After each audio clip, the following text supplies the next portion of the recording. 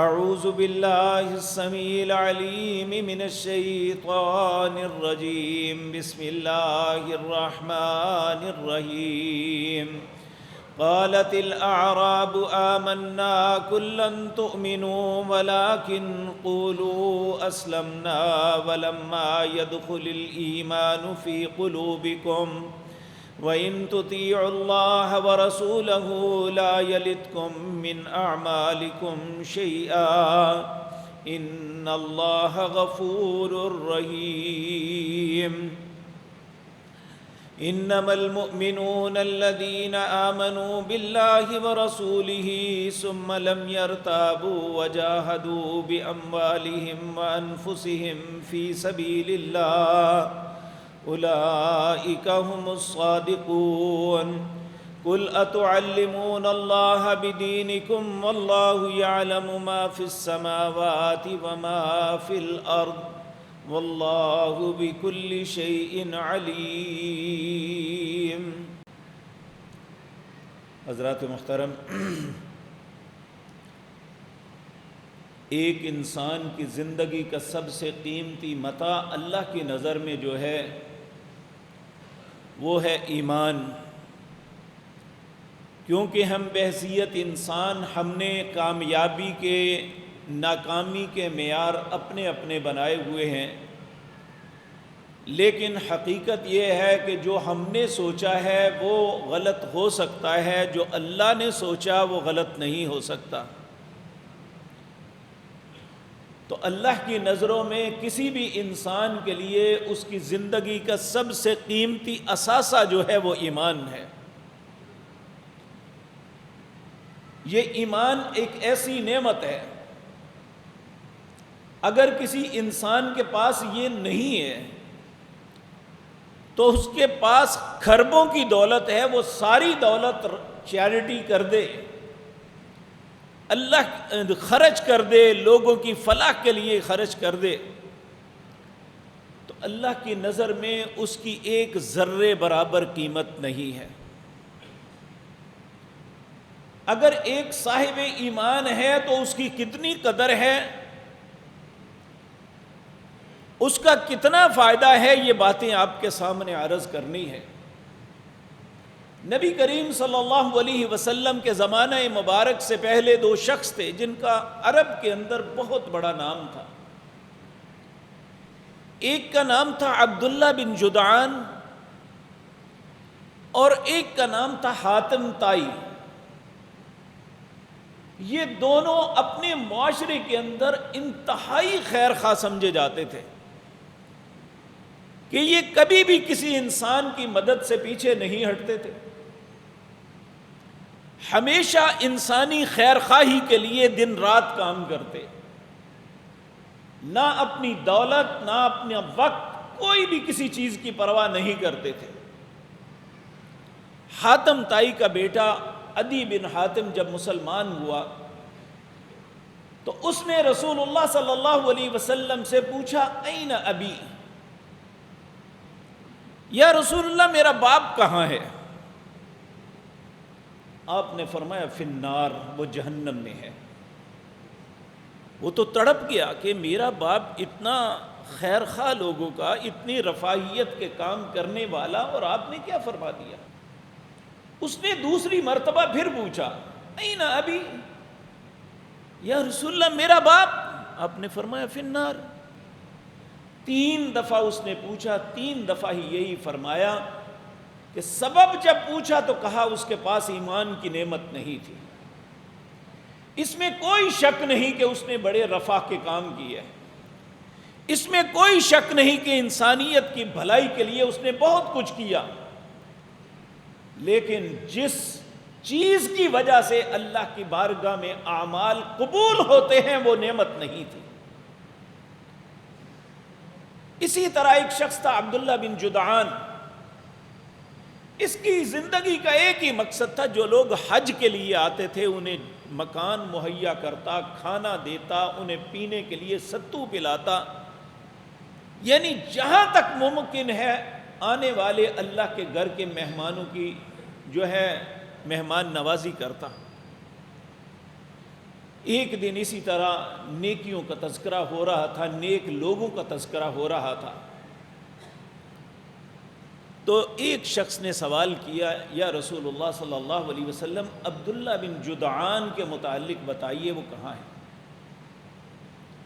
آپ نے فرمایا وہ آگ میں ہے۔ ایک دم وہ تڑپ کے کہنے لگا، عبداللہ بن جدعان اور آگ میں؟ آپ نے فرمایا اس نے زندگی میں ایک مرتبہ بھی یہ کہا ہوتا نا، اللہم اغفر لی ورحمنی، اللہ مجھے معاف کر دے، مجھ پہ رحم کر دے، تو اللہ کر دیتا۔ اس نے یہ جو کچھ کیا اس کے بعد نعمت ایمان نہیں تھی۔ اب جن کے پاس ایمان ہے ان کے لیے کیا کچھ فیسلٹیز ہیں، تو ایمان کی نعمت کی وجہ سے گناہوں کے باوجود اللہ رب العزت رحم کرتے ہوئے ایمان کی وجہ سے جہنم سے آزاد فرما دیں گے۔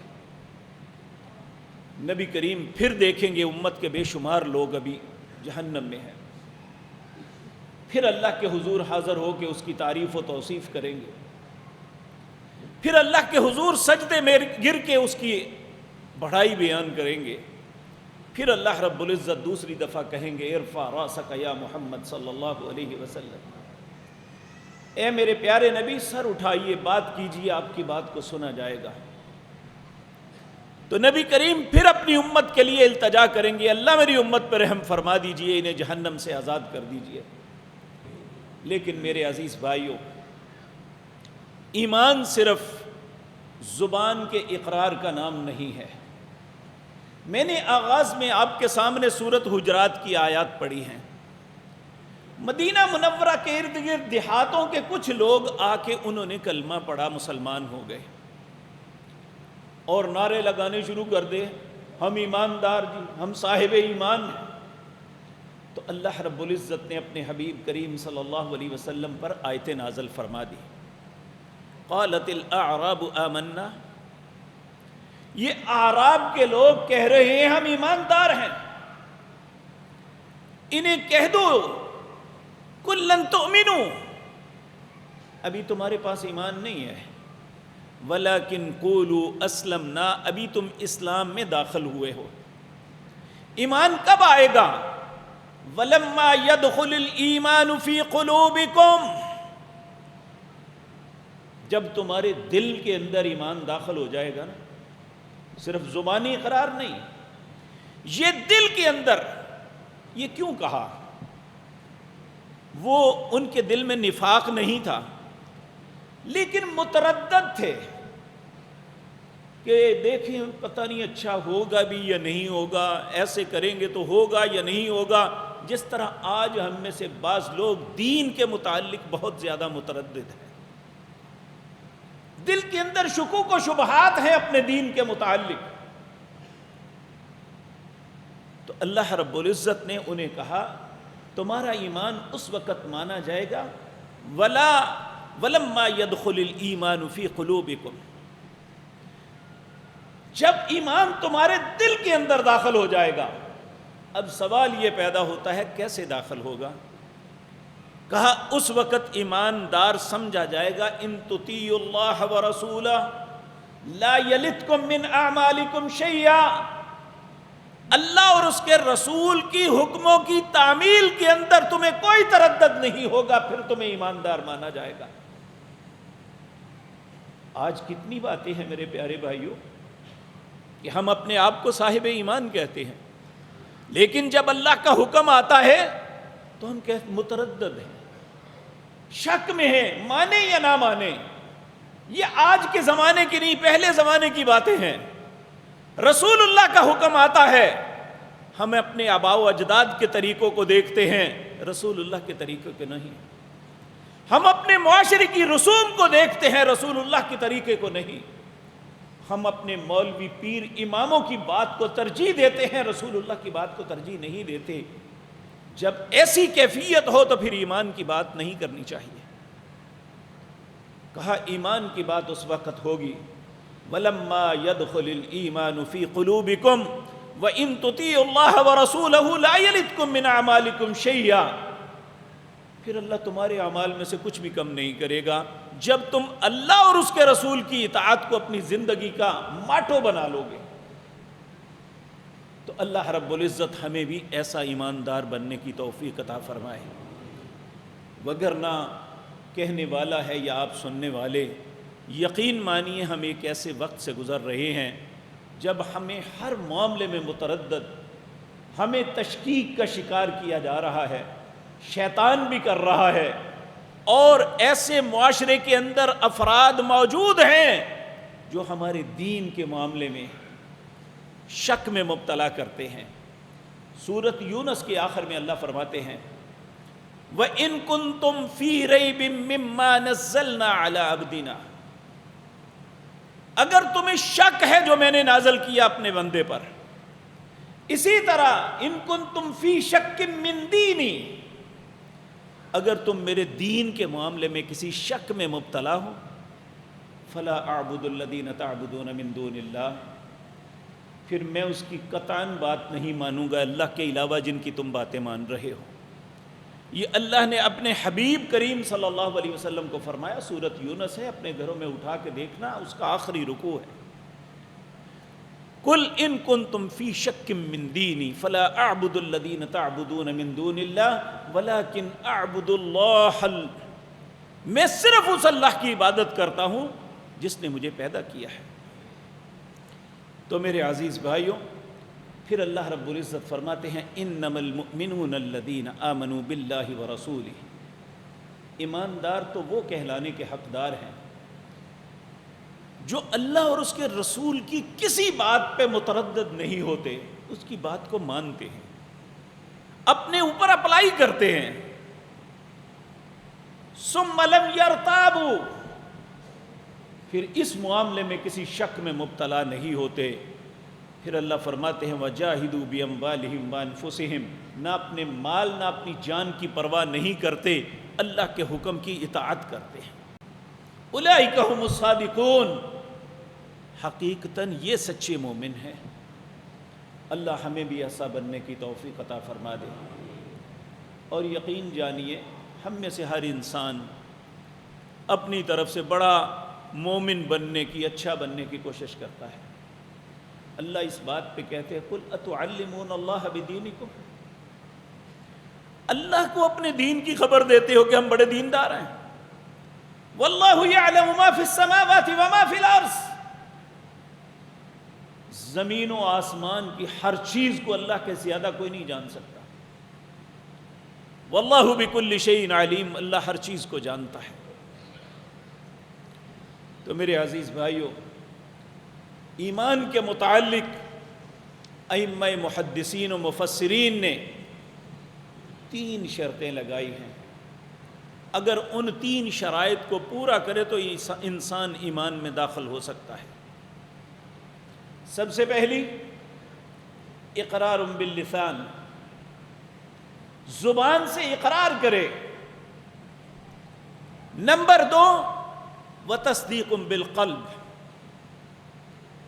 دل ان باتوں کو سچا سمجھتا ہو جو زبان سے کہہ رہا ہے، ان باتوں پہ یقین بھی ہو، ان باتوں کو سچا سمجھتا ہو۔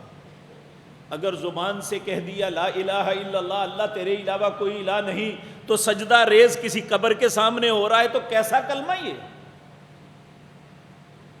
طواف کسی اور پہ کر رہا ہے، نظر نیاز کسی اور کے نام کی دے رہا ہے، کیا اس نے اللہ کو مانا؟ اللہ کی وحدانیت کا کیا اقرار کیا اس نے؟ تو اللہ رب العزت پہ کہا اقرار باللسان، زبان سے اقرار کرے، وتصدیق بالقلب، دل سے اسے سچا سمجھے، وعمل بالجوارح، اپنے جسم اپنے اعضاء کے ساتھ عمل کر کے دکھائے کہ جو میں کہتا ہوں، جسے سچا سمجھتا ہوں، اس پہ عمل بھی کرتا ہوں۔ کیونکہ جہاں کامیاب لوگوں کا تذکرہ ہے ان میں 2 صفات اللہ نے ہر آیت کے اندر بیان کی ہے، ان الذین آمنوا وعملوا الصالحات اولئک ھم الفائزون۔ کامیاب کون ہے؟ جن کے پاس 2 نعمتیں ہوں گی، ایمان بھی اور نیک عمل بھی۔ اب سوال یہ پیدا ہوتا ہے ایمان کیا ہے؟ نبی کریم صلی اللہ علیہ وسلم آپ مسجد نبوی میں تشریف فرما تھے، آپ کے پاس صحابہ کا ایک جمع غفیر تھا، تو اللہ نے اس امت کو تعلیم دینے کے لیے ایک ایسا معاملہ اختیار کیا، حالانکہ وہی جب آتی تو جبریل کبھی ظاہر نہیں ہوتے تھے، صرف رسول اللہ کے اوپر ظاہر ہوتے، اور جو اللہ کی طرف سے پیغام آتا وہ نبی کریم صلی اللہ علیہ وسلم تک پہنچا دیتے، اور لوگ نبی کریم پر اعتماد کرتے، جو آپ فرماتے اسے اللہ کا حکم سمجھ لیتے۔ اور حقیقت بات بھی یہ ہے، لیکن جب اسلام، ایمان، احسان، ان باتوں کی سمجھانے کا وقت آیا تو اللہ نے ایسا پروسیس اختیار کیا جو انسان کبھی نہ بھول سکے، کیونکہ جو سامنے پریکٹیکلی کام ہو جاتا ہے نا، ایک بندہ کسی کو بات سنائے تو وہ سن کے یاد کرنا مشکل ہوتا ہے، لیکن جب پریکٹیکلی اپنے سامنے سٹیج پہ چیز دیکھتا ہے تو اسے وہ نہیں بھولتی۔ تو اللہ نے یہاں یہ معاملہ کیا، جبریل ایک انسان کے روپ میں آئے۔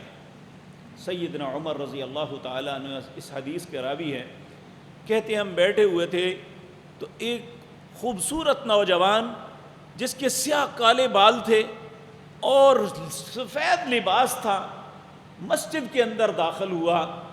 ہم نے دیکھا یہ نہ مدینے کا ہے نہ مدینے کے ارد گرد، اس کے اوپر سفر کے آثار بھی نہیں، کوئی دھول پڑی ہو پتہ چلے کہ یہ دور دراز سفر سے آیا ہے۔ تو ہم متعجب تھے کہ وہ درمیان سے گزرتے گزرتے رسول اللہ کے سامنے آ کے دو زانوں بیٹھ گیا، اور بڑے ہی فرینکلی اپنے دونوں ہاتھ رسول اللہ کی رانوں پہ رکھ دیے۔ ہمیں بڑا تعجب ہوا، کبھی آج تک دیکھا نہیں، کسی کی اتنی جرت نہیں کہ رسول اللہ سے اس طرح فرینکلی کا بیٹھے، یہ ہے کون؟ ہم سب کی توجہ اس طرف ہو گئی کہ یہ کیا ہے۔ تو پھر وہ بولے، کہنے لگے اخبرنی عن الاسلام، مجھے خبر دیجئے اسلام کیا ہے۔ نبی کریم نے 5 اسلام کی شاخیں بتائیں، شہادت اللہ الہ الا اللہ وان محمد عبدہ ورسولہ، اقام الصلاۃ، ایتاء الزکاۃ، وتصوم رمضان، وتحج البیت من استطاع الیہ سبیلا۔ پھر دوسرا سوال کیا مل ایمان، جب اسلام کے بابت یہ بتائیں نا 5 باتیں، تو کہنے لگا صدقت، آپ نے سچ کہا ہے۔ حضرت عمر کہتے ہیں ہم سارے متعجب ہو گئے، خود ہی سوال کر رہا ہے، خود ہی کہتا ہے آپ نے سچ فرمایا۔ پھر کہنے لگا مل ایمان، آپ آج کے موضوع کے متعلق یہی گزارشات ہیں۔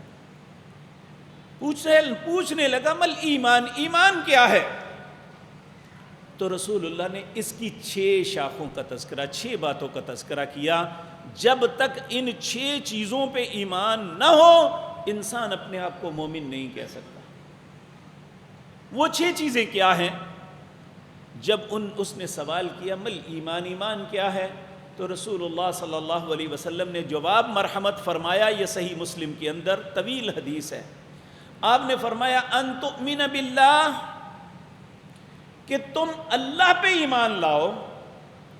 نمبر 2 وملائکتی، اس کی ایک مخلوق فرشتے ہیں جنہیں اللہ اپنے ورکرز کے طور پہ استعمال کرتا ہے، انسانوں کی نگرانی کے لیے، ان کے اعمال کو نوٹ کرنے کے لیے، ان کی جانوں کو نکالنے کے لیے، انسانوں کی حفاظت کے لیے، انسانوں کی بربادی کے لیے اللہ نے ایک مخلوق بنائی ہے جو نوری ہے، جنہیں فرشتے کہتے ہیں۔ دیکھا نہیں ہم نے، لیکن ان پہ الذین یؤمنون بالغیب، ان پہ ایمان لانا ضروری ہے۔ ہر انسان، جو ہم لوگ بیٹھے ہیں، اللہ رب العزت فرماتے ہیں کرامن کاتبین یعلمون ما تفعلون، ہر انسان کے اوپر 2 فرشتے مقرر ہیں۔ ہم نے نہ کبھی ان کی آواز سنی، نہ ان کے لکھنے کی بات کا احساس ہوا، نہ اپنے قریب کسی کا احساس ہوا، لیکن یہ حقیقت ہے جو اللہ فرماتے ہیں وہ سچ ہے کہ ہر انسان کے ساتھ 2 فرشتے ہیں، کرامن کاتبین یعلمون ما تفعلون، جو کچھ انسان کرتا ہے وہ جانتے ہیں، لکھتے ہیں۔ ایک اس کی اچھائیاں لکھتا ہے، ایک اس کی برائیاں لکھتا ہے۔ کل اللہ کے روبرو وہ پیش کریں گے۔ ایمان کی دوسری شق یہ ہے أَن تُؤْمِنَ بِاللَّهِ وَمَلَائِكَتِهِ، تیسری شق وَكُتُبِهِ، انسان کی ہدایت اور رہنمائی کے لیے اللہ نے آسمان سے لٹریچر بھیجا ہے جنہیں کتابیں کہتے ہیں۔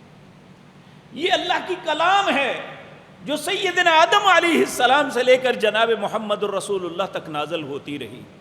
یہ الگ بات ہے کہ انبیاء کی قوموں نے ان کتابوں کو ضائع کر دیا، لیکن ایک شخص کا ایمان ہونا چاہیے کہ اللہ رب العزت نے یہ کتابیں نازل فرمائی جو انسان کی ہدایت اور رہنمائی کے لیے تھی۔ ان میں دو کتابیں آج بھی دنیا میں موجود ہیں، تورات اور انجیل۔ چونکہ انہیں قوم نے بدل دیا، اس لیے رسول اللہ نے فرمایا ان کی تصدیق بھی نہ کرنا اور انہیں جھٹلانا بھی نہ۔ ممکن ہے جو لفظ آپ کے سامنے پیش کیا جا رہا ہے اگر وہ بدل دیا ہے تو ہمیں نہیں پتہ، اگر وہ اللہ کی طرف سے ہے ہم نے جھٹلا دیا تو اللہ کے حکم کو جھٹلا دیں گے، اس لیے انہیں ان کے حالات پہ چھوڑ دو۔ ہمارے پاس آج ایک کتاب ہے جس کا نام قرآن ہے، جس کے متعلق اللہ نے فرمایا اِنَّا نَحْنُ نَزَّلْنَا الذِّكْرَ وَإِنَّا لَهُ لَحَافِظُونَ، ہم نے اس ذکر کو نازل کیا اور اس کی حفاظت بھی ہم خود کریں گے۔ اور ساتھ ہی یہ فرمایا لا يأتيه الباطل من بين يديه ولا من خلفه، نہ اس کے آگے سے باطل داخل ہو سکتا ہے نہ پیچھے سے، یعنی اس کے اندر تغیر و تبدل کبھی نہیں ہو سکتا۔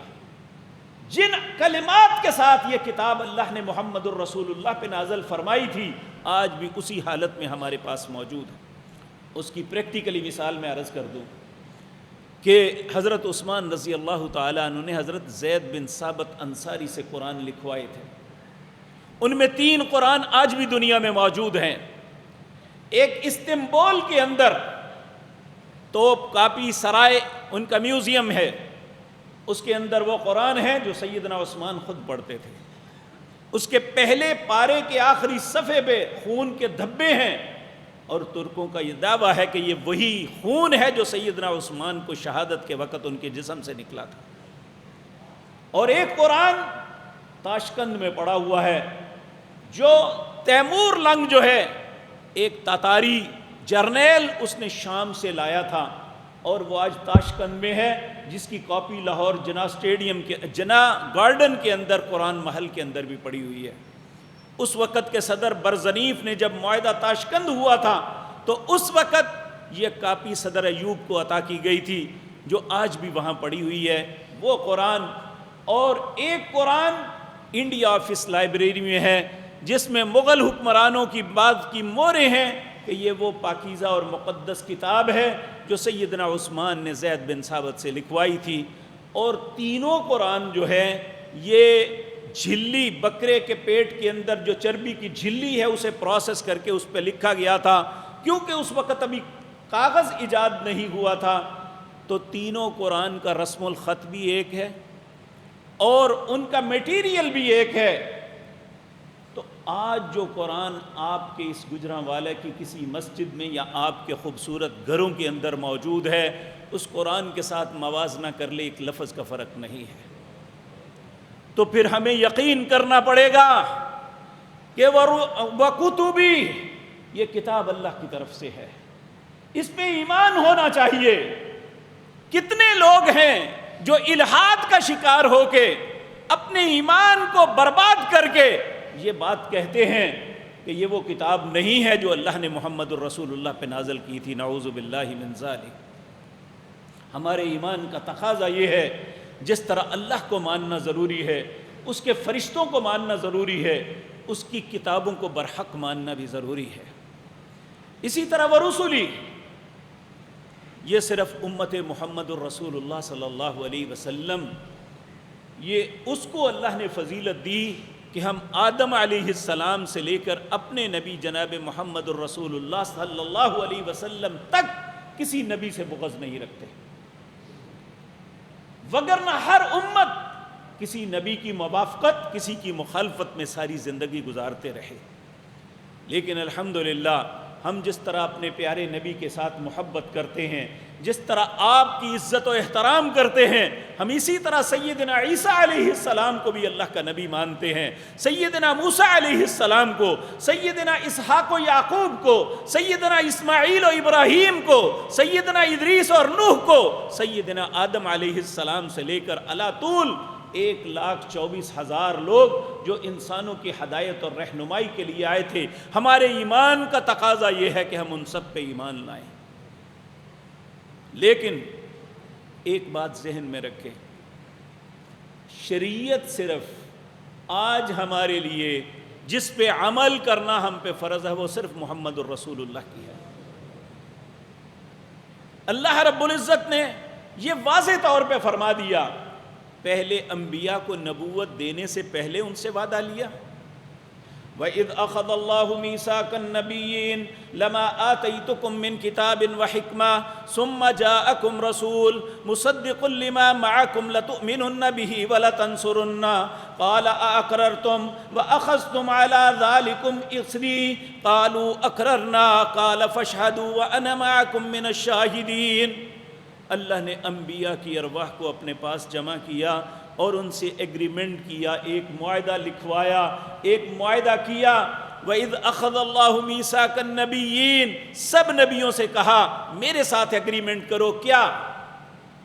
لَمَا آتَيْتُكُم مِّن كِتَابٍ وَحِكْمَةٍ، جب میں تمہیں نبوت و رسالت، کتاب و حکمت عطا کر دوں، ثُمَّ جَاءَكُمْ رَسُولٌ، پھر میرا وہ آخری رسول آ جائے، تمہیں اپنی نبوت کو نہیں چلانا، اپنی کتاب اور اپنی رسالت یہ سب کچھ اس سے وڈرا ہو جانا ہے۔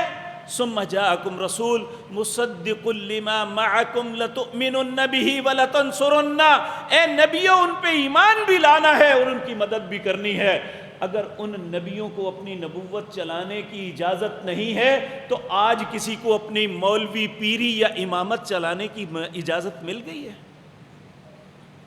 کہ ہم نے مختلف فرقے اماموں کے نام پہ بنا لیے۔ اگر اللہ نے آدم علیہ السلام سے لے کر عیسیٰ علیہ السلام تک سب سے یہ وعدہ لیا کہ جب میرے یہ نبی آ جائیں لَتُؤْمِنُنَّ بِهِ وَلَتَنصُرُنَّ، ان کی ضرور مدد بھی کرنی ہے، ان پہ ایمان بھی لانا ہے۔ تو آج ہمیں کیا مصیبت ہے کہ رسول اللہ کی بات آئے تو کہتے ہیں قرآن کی بات تو ٹھیک ہے، رسول اللہ کی بات ماننا ضروری نہیں ہے۔ یہ کیسا ایمان ہے؟ یہ سارے وہ فطرے ہیں جو دین کے نام پہ پھیلائے گئے ہیں اور ہم نے دین کے نام پہ انہیں قبول کر لیا ہے، جبکہ یہ ایمان کی بربادی کا سبب بن رہے ہیں۔ جس طرح اللہ کی کلام کو ماننا فرض عین ہے، اسی طرح محمد الرسول اللہ کے فرمان کو ماننا فرض عین ہے۔ جس بات کا آپ نے حکم دے دیا اس کو نہ ماننا یہ انسان کے ایمان کی علامت نہیں ہے۔ وہ شخص اپنے ایمان سے ہاتھ دھو بیٹھا جس نے رسول اللہ کے حکم کا انکار کیا، العیاذ باللہ۔ والیوم الآخر، آخرت پہ ایمان رکھنا عمومی طور پہ۔ واللہ کل بھی ایک بڑے پی ایچ ڈی تھے، پڑھے لکھے آدمی، یونیورسٹیوں میں پڑھتے پڑھاتے، انہوں نے یہ بات کہی کہ یونیورسٹیوں کا حال یہ ہے کہ وہاں بہت سے لوگ وہ سرے سے آخرت کے ہی انکاری ہیں کہ جب مر گیا مٹی ہو گیا۔ یہ تو کفار کا عقیدہ تھا، یہ اہل ایمان کا عقیدہ تو نہیں ہے۔ آپ دیکھیں والیوم الآخر، یہ آخرت شروع ہوتی ہے موت سے۔ موت کا مطلب یہ نہیں یہ بندہ ختم ہو گیا، اس کی ایک نئی زندگی کا آغاز ہوتا ہے، اسے کہتے ہیں برزخ کی زندگی۔ ہر ارواح وہ نیک ہے تو جب اس کی روح کو لے کے آسمان پہ فرشتے چڑھتے ہیں تو جب اللہ کی بارگاہ میں اس کی روح کو پیش کیا جاتا ہے تو اللہ رب العزت اس کے لیے فیصلہ فرماتے ہیں، فرشتوں سے کہتے ہیں اکتبوا کتاب عبدی فی علیین، میرے اس بندے کو جنت کے اعلیٰ مقام پہ جو جگہ ہے اس میں اس کا نام لکھ دو، اس کی روح کو وہاں پہنچا دو۔ اب اس کی روح کی ایک زندگی ہے جو جنت کے اندر ہے۔ اب ایک شخص وہ ہے جو کفر کی حالت میں، نفاق کی حالت میں یا گناہ کی حالت میں مرا، جب وہ مرتا ہے تو اس کی روح کو لے کے فرشتے چڑھتے ہیں، جب آسمان پہ جاتے ہیں تو آسمان کا فرشتہ پوچھتا ہے من ھذا الخبیث، یہ کون خبیث ہے، اتنی بدبو اس سے آ رہی ہے؟ بتاتے ہیں فلاں ابن فلان، یہ فلاں فلاں کا بیٹا ہے۔ تو جب وہ اپنے رجسٹر میں دیکھتے ہیں، اللہ کا فیصلہ پڑھ کے سناتے ہیں لا تفتح لهم ابواب السماء ولا يدخلون الجنہ حتی یلج الجمل فی سم الخیاط، اس کے لیے آسمان کے دروازے کو نہیں کھولا جائے گا، اسے جنت میں نہیں داخل کیا جائے گا جب تک ایک شرط پوری نہ کرے۔ وہ شرط کیا ہے؟ حتی یلج الجمل فی سم الخیاط، سوئی کے نکے سے اونٹ کو گزارے پھر اس کے لیے آسمان کے دروازے کو کھولا جائے گا۔ اسی وقت اس کے لیے حکم ہوگا اکتبوا کتابہ فی سجین، میرے اس بندے کا نام جو ہے، یہ سجن کہتے ہیں قید خانے کو، سجین قید کے اندر جو قید ہوتی ہے۔ اللہ ہم سب پہ رحم فرمائے، کبھی قید خانہ نہ کسی کو دکھائے، لیکن یہ ایک حقیقت ہے۔ ایک ہوتی ہے جیل، ایک جیل کے اندر چھوٹی چھوٹی جگہ بنی ہوتی ہے، اسے کہتے ہیں فلاں مجرم کو چکی بند کر دیا گیا۔ یہ سجین ہے، قید کے اندر قید خانہ، وہاں انسان اسے نہ کوئی روشنی نظر آتی ہے، نہ کوئی دوسرا انسان نظر آتا ہے، وہ چھوٹے سے کمرے میں اکیلا ہی ذہنی مریض بن جاتا ہے۔ تو جہنم کی سجین جو ہے، قید خانے کے اندر قید خانہ، وہ کتنا سخت ہوگا، اللہ سب مسلمانوں کی حفاظت فرمائے۔ تو میرے عزیز بھائیوں، یہ ایک نئی زندگی کا آغاز ہوتا ہے۔ ہم عمومی طور پہ اپنے عزیز کی قبر پہ لکھ کے آتے ہیں آخری آرام گاہ۔ ہر شخص کے لیے آخری آرام گاہ نہیں ہوتی۔ آخری آرام گاہ اس کے لیے ہے جو صاحب ایمان ہے، جو پہلے امتحان میں کامیاب ہو گیا، جس سے پوچھا گیا من ربک، تیرا رب کون ہے، تو وہ جواب دے پائے گا جس نے اپنے رب کے حکموں کی تعمیل میں زندگی بسر کی ہوگی۔ وہ کہے گا ربی اللہ، میرا رب اللہ ہے۔ وہ صاحب ایمان جواب دے سکے گا جس سے پوچھا جائے گا من نبیک، تیرا نبی کون ہے، جس نے اپنے نبی کی اطاعت اور فرما برداری کی ہوگی، صرف محبت کے دعوے نہیں، ان کے ہر حکم کی تعمیل کی ہوگی۔ وہ فوراً کہے گا نبی محمد صلی اللہ علیہ وسلم، میرے نبی محمد ہیں۔ اور پھر پوچھا جائے گا تیرا دین کیا ہے، جو اس دین اسلام پہ چلا ہوگا، جو فرقوں پہ دین پہ نہیں۔ اور دین اسلام کیا ہے؟ پیارے نبی جناب محمد الرسول اللہ نے فرمایا ترکت فیکم امرین لن تضلوا ما تمسکتم بہما کتاب اللہ و سنتی، لوگوں دو چیزیں چھوڑ کے جا رہا ہوں، انہی کا نام دین ہے، جب تک ان دونوں کو تھامے رکھو گے گمراہی نہیں آئے گی۔ جو ان دونوں میں سے ایک کو چھوڑے گا یا کوئی تیسری چیز ایڈ کرنے کی کوشش کرے گا وہ گمراہ ہو جائے گا۔ تو اسلام، دین اسلام، دین محمد صلی اللہ علیہ وسلم کیا ہے؟ وہ اللہ کی کلام ہے، جناب محمد الرسول اللہ کا فرمان ہے صلی اللہ علیہ وسلم۔ تو جس نے اس دین پہ عمل کیا ہوگا وہ کہے گا دینی الاسلام، میرا دین اسلام ہے۔ تو پھر کہا جائے گا کہ اللہ کی طرف سے صدقت، تو نے سچ کہا ہے۔ اسی وقت اللہ اس کے لیے ایک حکم دیں گے فَأَفْرِشُوهُ مِنَ الْجَنَّةِ وَمَلْبِسُوهُ مِنَ الْجَنَّةِ، اس کے نیچے جنت کا بستر بچھا دو، اسے جنت کا لباس پہنا دو، اور جنت کے دروازوں میں سے ایک دروازہ کھول دو۔ یہ قبر کی تنہائیوں میں آرام دہ اس کے لیے ہے۔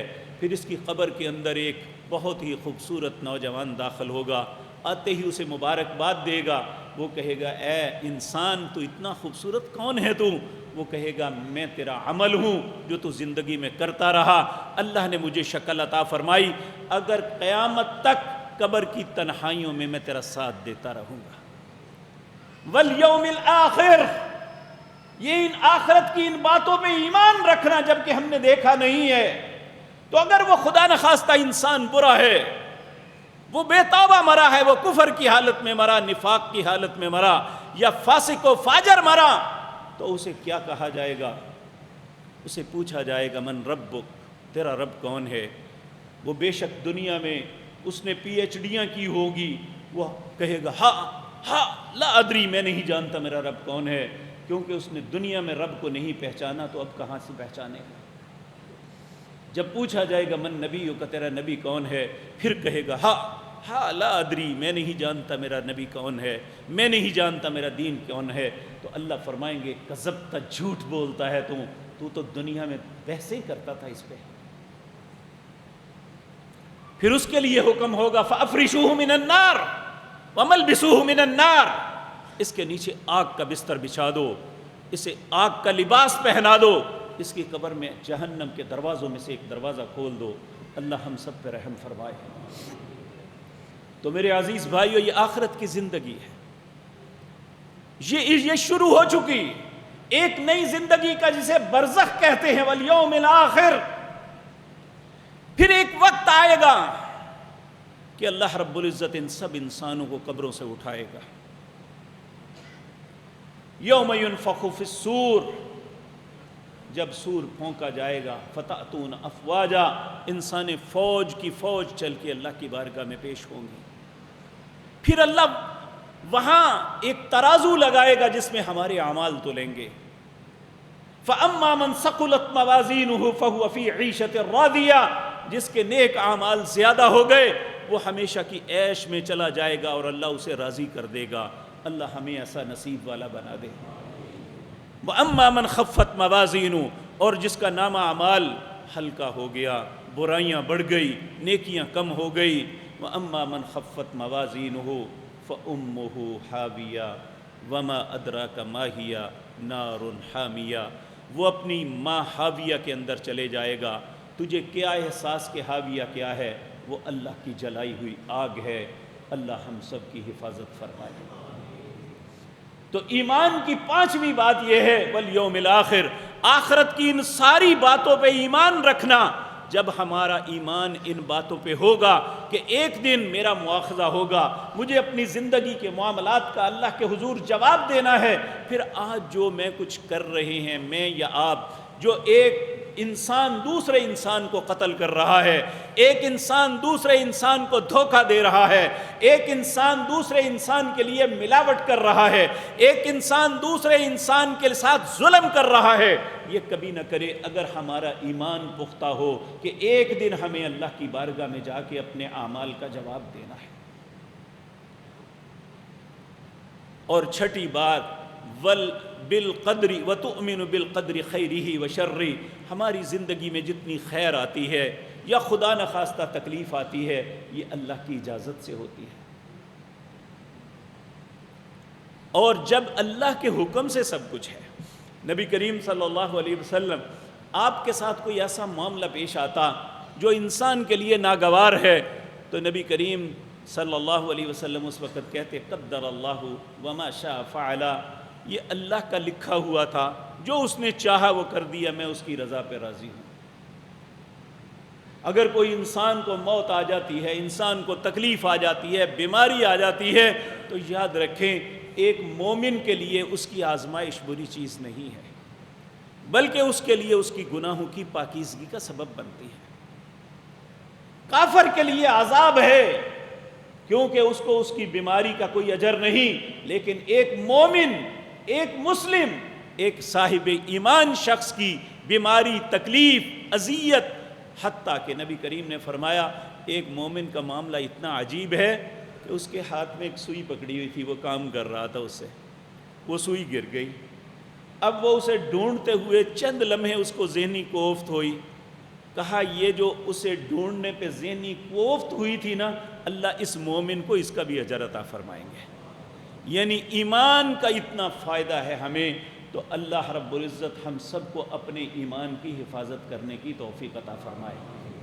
میرے بھائیو، یہ ہمارا جسم ہے، ہم اس کی حفاظت کے لیے کیا کچھ نہیں کرتے. یہ چہرہ لوگ دیکھتے ہیں، اپنے چہرے کو خوبصورت دکھانے کے لیے کتنا ٹریٹمنٹ کرتے ہیں، کتنا میک اپ تک کرتے ہیں کہ میرا چہرہ اچھا نظر آئے.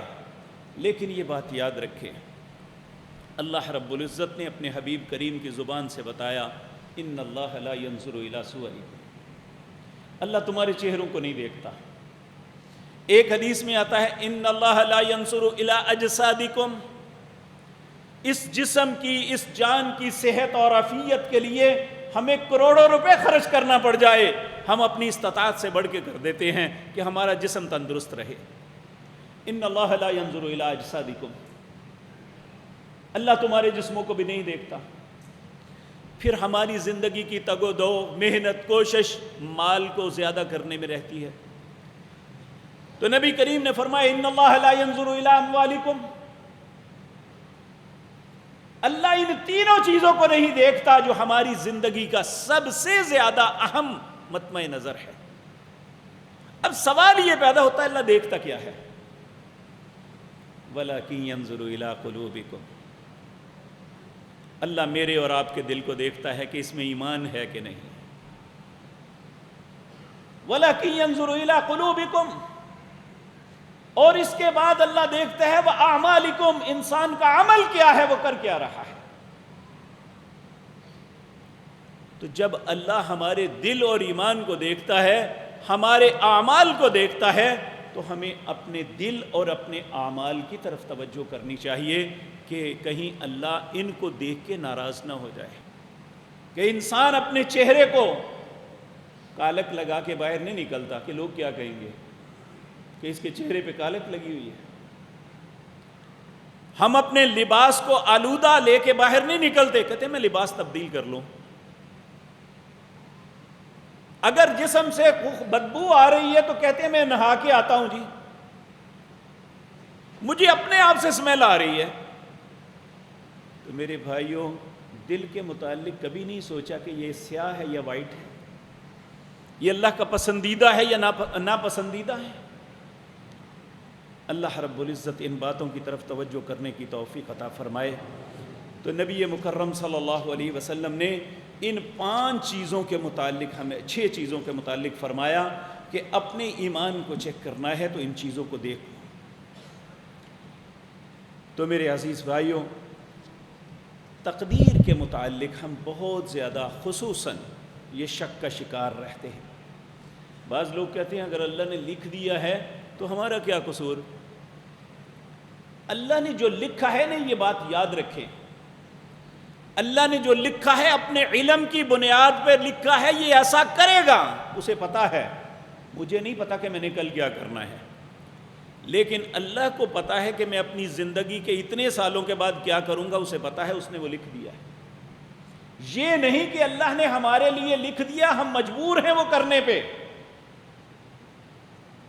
اللہ کا علم کامل ہے، وہ اپنے علم کی بنیاد پہ، جس طرح ایک ٹیچر ہے، اس کی کلاس میں 30-40 بچے ہیں، وہ اپنے بچوں کو پڑھاتا ہے، روزانہ ان سے سوال و جواب کرتا ہے، پھر ابھی بھی امتحان نہیں ہوا، اس نے پیپر نہیں دیا، تو ٹیچر کہہ دیتا ہے، حالانکہ وہ علم غیب نہیں جانتا، اپنے تجربے کی بنیاد پہ وہ کہتا ہے یہ پاس ہو جائے گا، یہ نہیں پاس ہوگا، یہ بچہ بڑا اچھا ہوگا، یہ نہیں ہوگا۔ کیوں؟ اپنے علم کی بنیاد پہ۔ تو یہ انسان کا تھوڑا سا علم یہ آبزرویشن کر لیتا ہے کہ کون کیسا ہے۔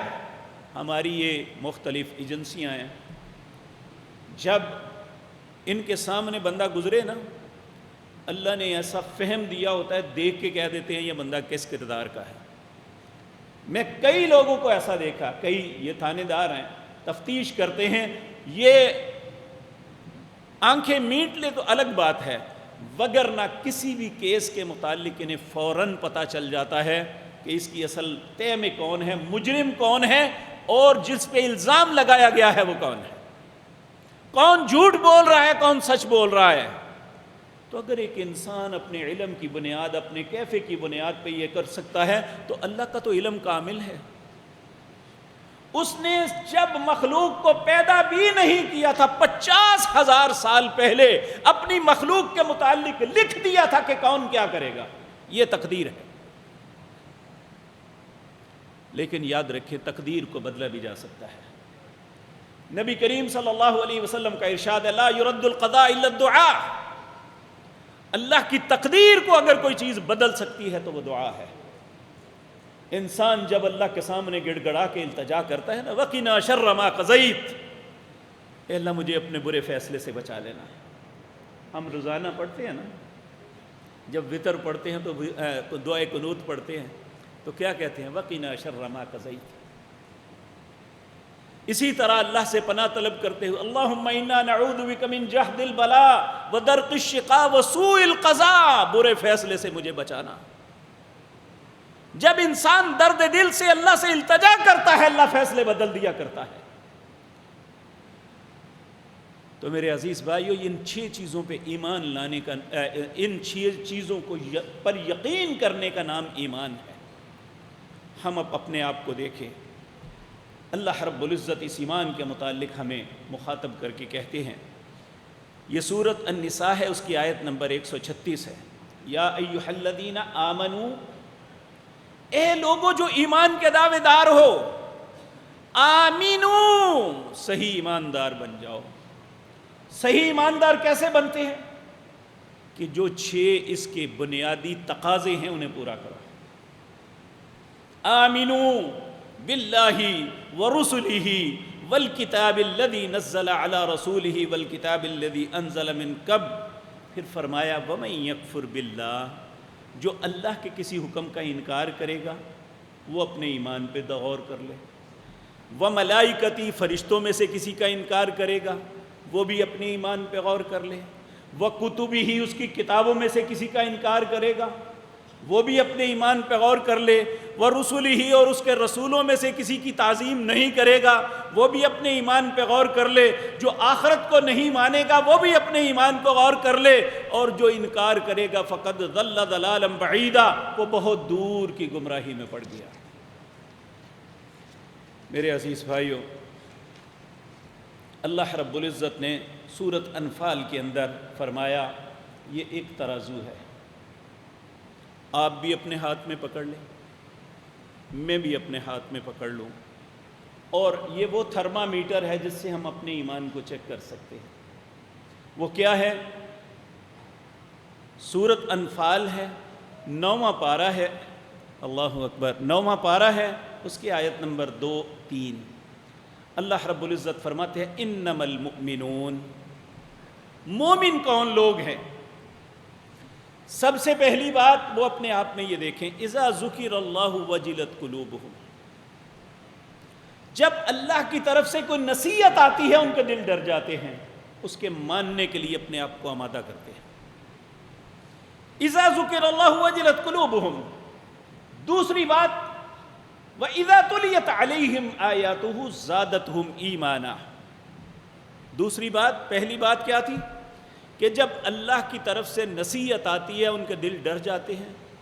دوسری بات وَإِذَا تُلِيَتْ عَلَيْهِمْ آيَاتُهُ زَادَتْهُمْ ایمانا، جب اللہ کی آیات کی تلاوت کرتے ہیں ان کا ایمان اور بڑھ جاتا ہے. تیسری بات وَعَلَىٰ رَبِّهِمْ يَتَوَكَّلُونَ، وہ اپنے رب پہ بھروسہ کرتے ہیں، اپنے رب کے معاملے میں کسی تشکیک کا شکار نہیں ہوتے. پانچویں بات الذین یقیمون الصلاۃ، ایماندار ہمیشہ نمازیں پڑھتے ہیں، بے نماز ایماندار نہیں ہوتا. وَمِمَّا رَزَقْنَاهُمْ يُنْفِقُونَ، جو اللہ نے رزق دیا ہے اس میں خرچ کرتے ہیں، لوگوں کو دیتے ہیں، لوگوں کا مال نہیں چھینتے. اللہ فرماتے ہیں اولئک، جن کے اندر یہ 5 صفات دیکھو یا اپنے اندر دیکھو، اولئک هم المؤمنون حقا، یہ سچے مومن ہیں. لہم درجات عند ربہم ومغفرۃ ورزق کریم، ان کے لیے اللہ کے پاس درجات ہے اور اللہ کی طرف سے معافی ہے اور بہت عزت والا رزق بھی ہے، دنیا میں بھی اور آخرت میں بھی. اللہ ہم سب کو ایمان کی نعمت عطا فرمائے اور ہمیں ایمان پہ قائم رکھے، ایمان کی حالت میں موت نصیب فرمائے. اقول قولی ھذا.